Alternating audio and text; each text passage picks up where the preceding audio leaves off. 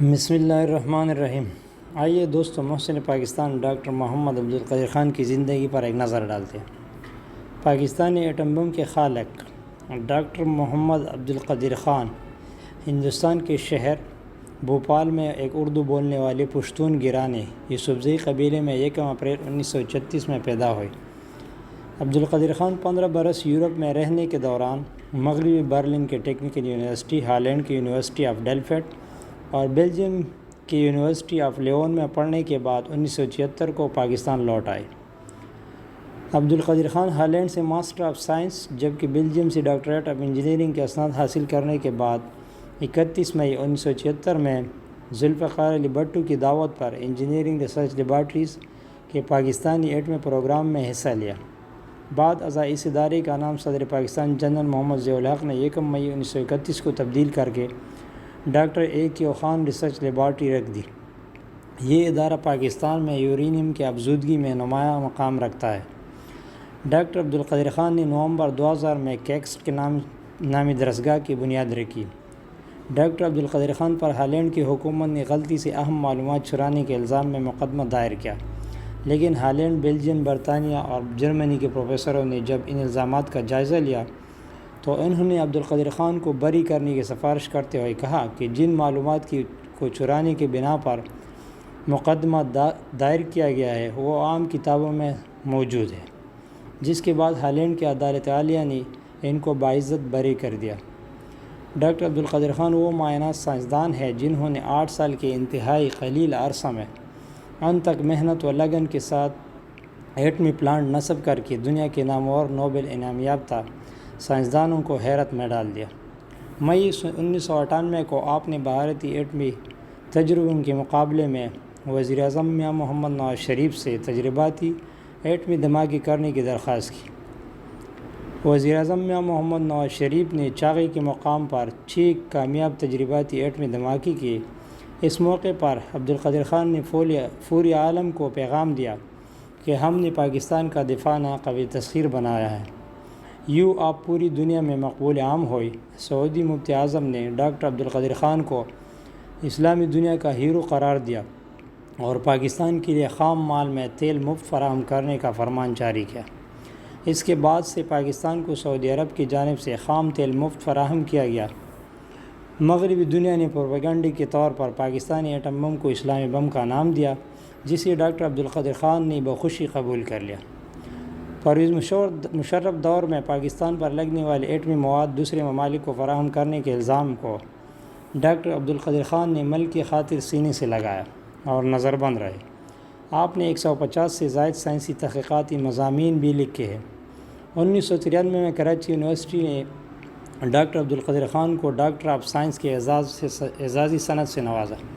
14 اگست 1996 میں صدر فاروق لغاری نے ان کو پاکستان کا سب سے بڑا سول اعزاز نشان امتیاز دیا، جبکہ 1989 میں ہلال امتیاز کا تمغہ بھی ان کو عطا کیا گیا۔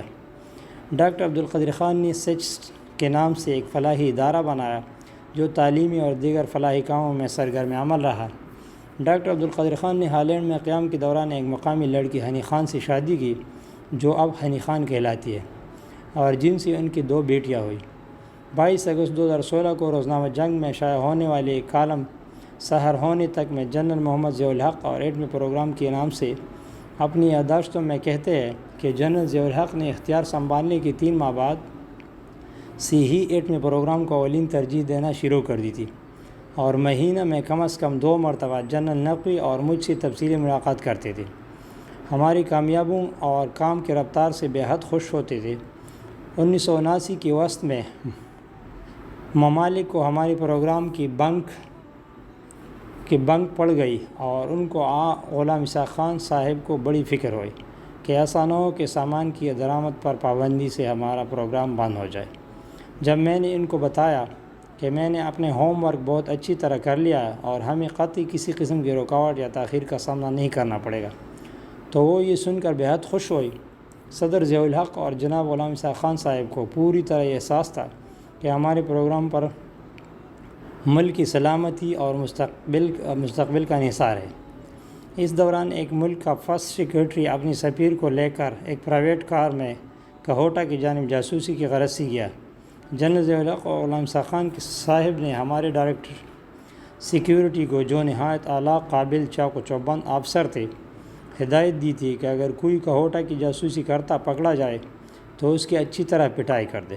جب اس ملک کا سفیر اور فرسٹ سیکرٹری کہوٹا سے 5 کلومیٹر دور فیروالا قلعہ کے قریب تھے کہ کرنل رحمان کی جوانوں نے ان کی وہ پٹائی کی جو وہ زندگی بھر یاد رکھیں گے۔ اسی روز شام کو ہم نے صدر کو جا کر بتایا۔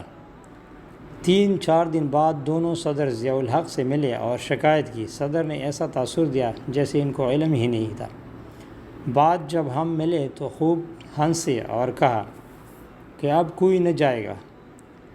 1983 میں ہم نے کئی کولڈ ٹیسٹ کیے اور وہ بہت امید افزا تھے۔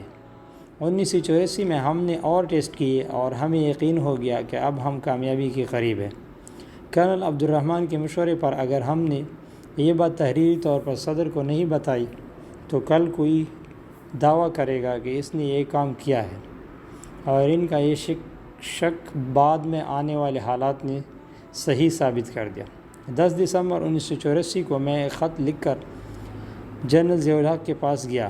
خط پڑھ کر انہوں نے مجھے گلے لگایا اور پیشانی پر بوسہ دے دیا اور کہا، ڈاکٹر صاحب، اب اس ملک کا مستقبل محفوظ ہے اور ہمیں کوئی بری نگاہ سے نہیں دیکھ سکتا۔